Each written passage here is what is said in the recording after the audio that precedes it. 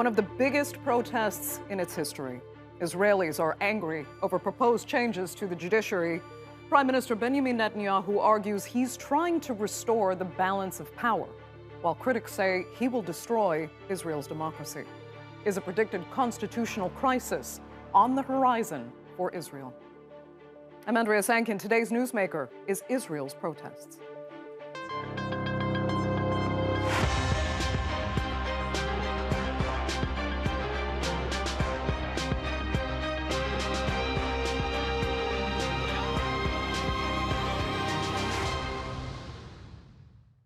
For over 2 months now, hundreds of thousands of Israelis have demonstrated against a contentious government plan to overhaul the judiciary. A series of bills is set to curb the power of the courts, and despite major backlash, Prime Minister Benjamin Netanyahu and his allies have pledged to press ahead with their plan. If all goes in their favor, the bills could be passed into law as early as next week. Netanyahu says his aim is to balance the branches of government, but his critics say it's a threat to democracy. Let's look at what the bills entail. There are 3 main elements to the government's judicial reform plan. Currently, the Supreme Court can strike down any law that it finds unconstitutional. This is a point of contention as Israel doesn't have a constitution. Instead, has a quasi-constitution of basic laws. With the reforms, the Knesset would be able to override the Supreme Court's decision on basic laws, with a simple majority of 61 votes out of the 120-seat Knesset, giving the power back to the government. The second change would take away the Supreme Court's ability to make decisions on the grounds of so-called reasonability. The court used this in January when it ruled that the appointment of Aryeh Deri as a government minister was highly unreasonable due to his past criminal convictions. And finally, the legislation would give the government effective control over appointment of judges. Currently, judges are chosen by a committee of 9 members, including 3 Supreme Court judges, 2 Israel Bar Association representatives, and 4 ministers and Knesset members. Under the reforms, the 2 Bar Association representatives would be replaced by 2 public representatives, chosen by the Justice Minister. This would give the sitting government a majority of the votes for selecting judges. Well, several polls have found that a majority of Israelis oppose the changes, including around half of those who voted for Netanyahu's Likud party. Critics say the changes will destroy the country's system of checks and balances and concentrate power in the hands of the Prime Minister and his allies.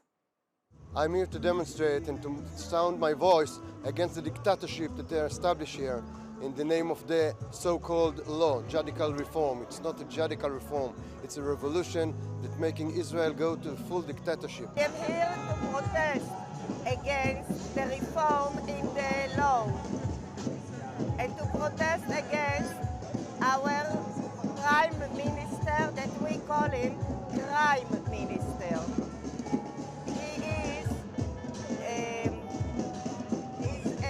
Becoming a dictator. We are protesting because if not, it's like compliance, and we will never agree to have democracy abolished in this country. It's really important that we raise awareness all around the world. So Israel is now facing one of its worst domestic crises. Beyond the protests turning violent, opposition has surged across Israeli society. Business leaders and legal officials are speaking out against the changes. Israeli President Isaac Herzog called on Netanyahu's government to abandon the proposed legislation in favor of a model with broad national support. Now, critics also say Netanyahu, currently facing corruption charges, could be constructing an escape route from his trial. Netanyahu denies that. And in a move that has sent shockwaves through the country, last week, 37 reservist pilots said they would skip a training day to protest the plan. The unprecedented opposition from military ranks is particularly jarring as Israelis widely see their conscripts as above politics. Right now, those reservists that raise the red flag are not risking the security. They are participating in the reserve. They are doing all the duties. All they're doing is they are demonstrating and they're telling the government hold it. If you go ahead with this aggressive legislation, which in our opinion will turn Israel into a non-democratic state, we're going to have a problem to participate in the army. So this is the moment to raise this red flag, and I admire those pilots for having done so. So will these protesters stop a determined Netanyahu and his coalition from passing these laws? Joining me now to debate that are, from West Jerusalem, Eli Hazan, Foreign Affairs Director for the Likud Party and former spokesperson for Prime Minister Netanyahu. From Tel Aviv, we have Jeremy Saltan. He's former Knesset faction director of the Yamina Party. And also in Tel Aviv is Neri Zilber, a journalist and adjunct fellow at the Washington Institute. Thanks all so much for being with us. You know, the sheer size of these protests really, it is impressive. If you believe the estimate of 500,000 Israelis, that's, you know, equivalent to about 16 million Americans in the United States, for example, coming out on the streets. Still, Netanyahu supporters say they are the silent majority here. So, Neri, how popular is this movement? Well, just based on opinion polling going back 2 months since these quote-unquote reforms were first floated, the vast majority of Israelis are against it, are against these reforms, are against the judicial overhaul proposed by the Netanyahu government to the tune of 60%. And that's been consistent for the past 2 months. And it's important to add a significant portion of even Likud voters, something around 25 to 30% of Likud voters are against these quote-unquote reforms. And you're seeing the result on the streets. Hundreds of thousands of Israelis for the past 10 weeks have taken to the streets consistently in the most sustained and largest protest movement in Israeli history.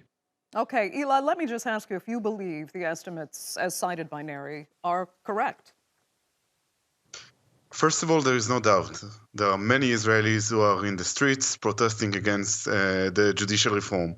But you tend to forget, he spoke about polls in Israel. The pollsters in Israel, except one company, right-wing company, is always mistaken.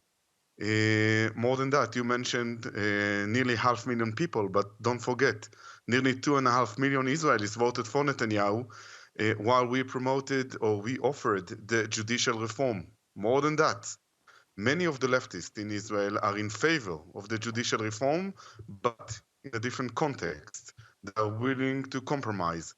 Unfortunately, the extreme leaders of these demonstrators, such as former Prime Minister Ehud Barak, such as Ehud Olmert, former Prime Minister himself, they're not willing to do it. And this is why we are in a kind of a dead end. But we have a strong majority of 64 seats. Okay, Eli, then correct me if I'm wrong. It sounds like you at least think the government should negotiate, should compromise. No doubt about it. We said that from the beginning. I'll tell you what is my problem. That first of all, some of the demonstrators, not all of them, they do not accept the election results. It's not about the judicial reform, it's about the election results. Second, they are not willing to come into a compromise. For instance, there is a very famous offer of 2 Israeli intellectuals from the left wing, not from the right wing, named Professor Yuval El-Bashan and former Minister of Justice, Professor Daniel Friedman. And they offered our proposal. We said, okay, this is a beginning of a negotiation. And there is no other one on the other side that is willing to start a negotiation because they are saying, stop the legislation. There is no need to do it. Okay. Jeremy, let me get to you because you do see as well room for compromise if all parties were to sit down and engage. Tell me what compromise you would have in mind that could, you know, get past this kind of polarization. Well, I think there are a number of ones on the table. One of them is, of course, President Herzog, who is trying to put together an outline. Another one is Eli Hazan just mentioned, is the El-Bashan Friedman outline, which actually was discussed today in the Constitution Committee inside the Knesset. Unfortunately, opposition leaders went ahead and attacked the 2 gentlemen that, or I should say 3 actually overall, that put together that outline. And again, I just don't find that to be productive. I think also the opposition putting preconditions in terms of stopping legislation before going to the table is also a move that is not very helpful and is counterproductive. I think, as we've seen throughout Israel's history within our Knesset, our parliament, if you have one side that has a version of the coalition. You have another side from the opposition that comes with their own version, that you have vigorous debate within the committee, and then you're able to come to some sort of compromise. What we've had until now is a lot of outside experts, a lot of attempts, as we said, of different people to come with various compromises. Some might be more leaning towards one direction, some leaning to the other direction. But the opposition, unfortunately, has not gone to actually sit with the coalition to go ahead and discuss what would be good in terms of what they would like to see. And like I said, just today, El-Bashan and Friedman's outline was discussed in the committee, and it was rejected by the opposition. Okay, so if you don't see these parties reaching a compromise, will one side get its way here? Well, obviously, if the opposition doesn't come to the table, then the coalition needs to make a choice. The choice is either to go forward with the reform as is, or to go ahead and make modifications just between themselves, between the parties that make up this coalition. And of course, if the opposition does not decide to go ahead and move forward on this, then I would encourage the coalition to sit down with some of those who have come up with a lot of these other ideas in terms of possible outlines, and among themselves, among the coalition, come to some sort of different version other than the one that we have right now on the table. Okay. Neri, let me ask you, from what we've heard from our other two panelists today, I mean, is there a sense of intransigence, an inflexibility, I should say, on the side of the opposition here? No, not at all. It seems like I might be the minority on this panel, but let me break it down for the viewers in terms of the reality of the political situation here in Israel. Number one, as Eli said, the opposition leaders and the opposition are inflexible. The protest movement on the street is not led by the current opposition leaders. It's not led by former opposition leaders. This is a genuine grassroots revolt by the vast majority, vast swaths of the Israeli society, whether Israeli military reservists, the high-tech sector, lawyers, doctors, and on down the line, who are very genuinely concerned about the future of Israel's democratic system. This has nothing to do with political parliamentary politics or party politics, nothing of the sort. As one prominent Israeli columnist put it, if opposition leader Yair Lapid got lost in the Brazilian jungle, these protests would continue as if nothing happened. That's point number one. Point number two, this isn't about the recent election results this past November. If the Netanyahu government, which is the instigator of these vast and drastic and radical reforms to the Israeli system, had not put these plans and legislation on the agenda, then you wouldn't have seen the protest movement come about. You have people on the streets who have never protested a day in their lives, and they're not even reflexively anti-Netanyahu per se. Yeah. There are a lot of centrist and right-wingers on the streets who, again, are very and genuinely concerned about the government's plans. And just a final point in terms of what Jeremy said, no, this isn't about the opposition being inflexible or not coming to negotiate. If the government would reasonably stop its legislative push in a matter of weeks, right? It's putting the most drastic changes to Israel's democratic system on the table and wants to push it in a matter of weeks with no real debate. Okay. Certainly not in the Knesset committee that was mentioned earlier. That's a circus. It's a circus. Okay, Neri, from what the comments I've read from you actually have said that the real culmination of this will be in a constitutional crisis. So what does a constitutional crisis actually equate to in Israel, if that's the end game here? Well, it would be really uncharted territory for Israel. Nothing of the sort has ever even come close to happening, which just signifies how drastic Netanyahu and his government's plans really are. Constitutional crisis means the government goes ahead and passes this package of legislation, undermining the power and independence of the Supreme Court and various other legal authorities here in Israel. And then what will likely happen is a standoff between the government on one side and the Supreme Court on the other. And then every authority, whether military, police, intelligence, and the like, and every citizen really will have to decide whether they're going to listen to the government, which again was democratically elected, or the Supreme Court and the rule of law in Israel, a standoff that could have catastrophic implications for the Israeli state. Okay. Eli, would you envision the same end game here, or is there a better way out of this? I don't know what will happen. I know one thing, that it's very funny to hear Neri saying the rule of law about the Israeli Supreme Court. Because if you can say something about the Israeli Supreme Court, it does not keep the rule of law. Let me give you an example. Israel does not have a constitution. And until 1995, specifically, we didn't have a constitution. And then a few days after the assassination of Rabin, the president of the Supreme Court, Aaron Barak, decided in what we call Bank Mizrahi verdict that Israel, in fact, have a constitution. And from now on, we cannot legislate any law against this constitution, the same basic laws of Israel. And if the legislator will do it, then it can disqualify those laws. By the way, he did it with no discussion in the Israeli public. At least right now, we are calling to the opposition, to the demonstrators, come to the Knesset. Let's have a discussion. And Aaron Barak did it without any discussion. He just told democracy. More than that, Neri spoke about the demonstrators. But I want to come back to the demonstrators of 2005 who demonstrated against disengagement, and they've got a very terrible, I would say, treatment from the Israeli Supreme Court. Now, many of the demonstrators all the time say, we need someone to balance the government. But I don't know any other country in the world, any democracy, I would say, that has a Supreme Court with unlimited power of 15 judges. And you have to understand, I spoke about nearly 2.5 million people. We are speaking about 2.5 million people who want to dismantle to what they call the oligarchy.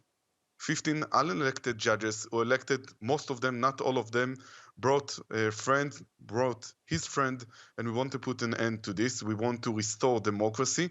We want to go back to the situation before 1995. Okay.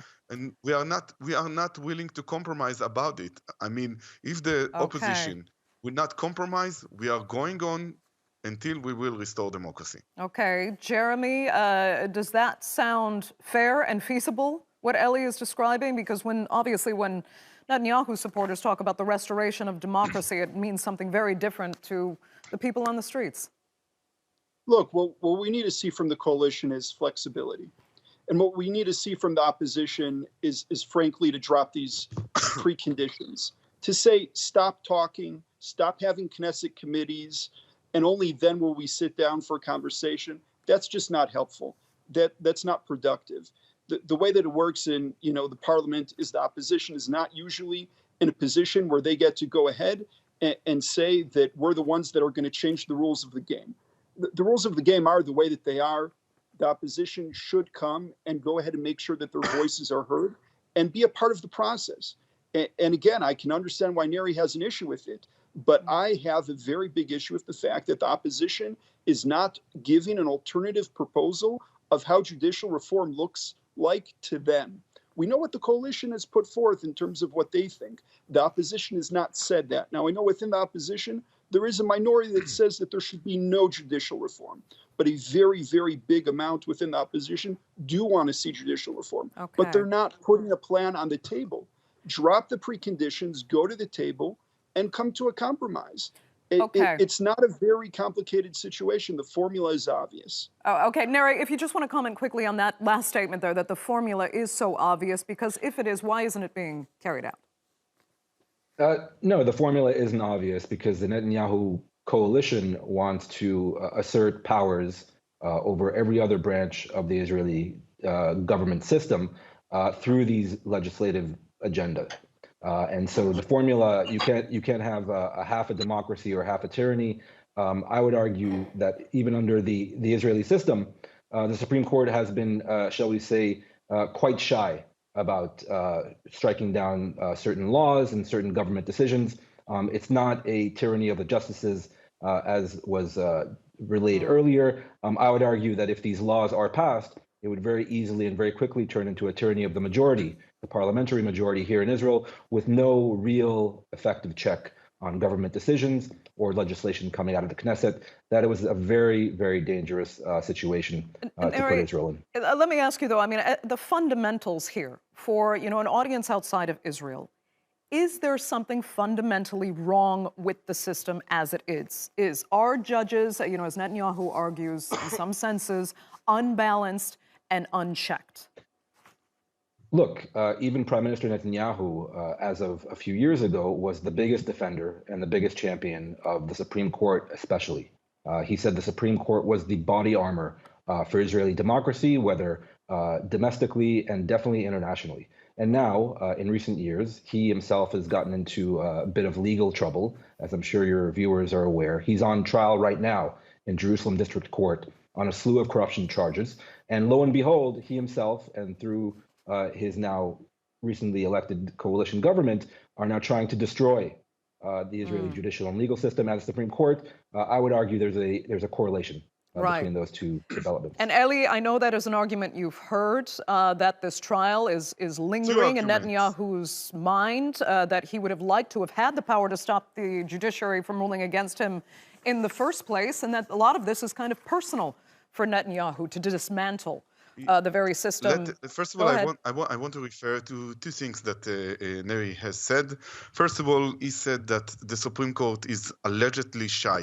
You know, I was advisor to the Minister of Education, and many times when we wanted to promote something we promised to the people during the election, he was very afraid of the Supreme Court. For instance, we wanted to promote an initiative, and I told him, let's promote it. It was 2009. And he said, wait a second, ask the legal advisor of the office, because the Supreme Court may disqualify it. So the Supreme Court in Israel is not shy. The Supreme Court in Israel is deter. It deter the legislative to legislate rules, and we are going to change it. Detail number 2.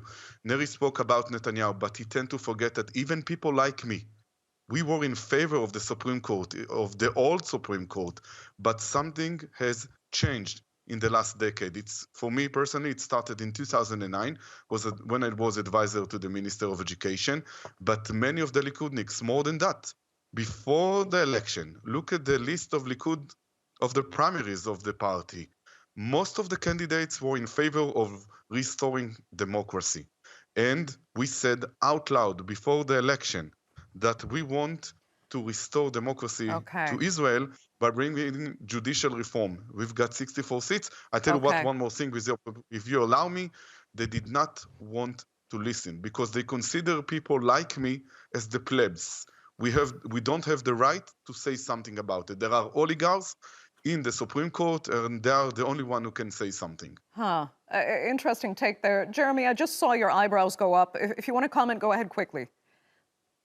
No, I think that it's a very simple formula. We need to see both sides just sit down in the same room and get together until the white smoke comes up. Jeremy, and I hope that that's what happens. I'll tell you what, because I want to talk a little bit in the last few minutes about the core reasons that people are out on the streets, thinking about what their future could be in the state of Israel, and whether or not they might be looking at, for example, the United States Supreme Court and thinking, this is what we could be facing if these laws go through. A dramatic turn toward one political ideology that leads to policy change on, everything from women's rights to other minority rights. Is that factoring in here for the individual Israeli now?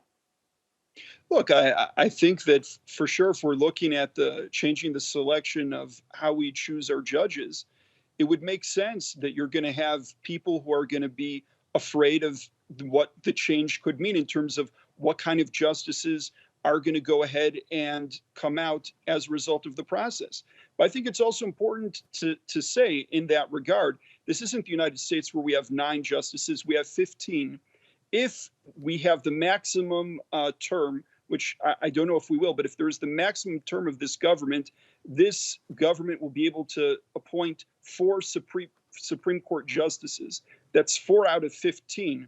That means that if the opposition wins the next election, they can go ahead and repeal it and go back to the previous way. And the other 11 justices will still be according to the way that it was before. And eventually those 4 that were appointed will reach the age of seniority and be forced to retire at the age of 70. No, let me get Neri a final word. I mean, are there safeguards in place then from what Jeremy is describing?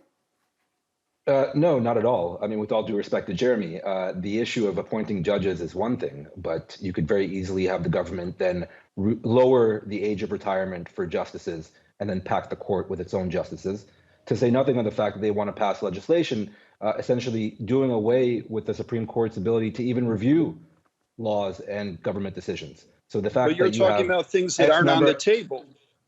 They are on the table, Jeremy. They're being discussed as we They've not speak in been the written. Knesset committee.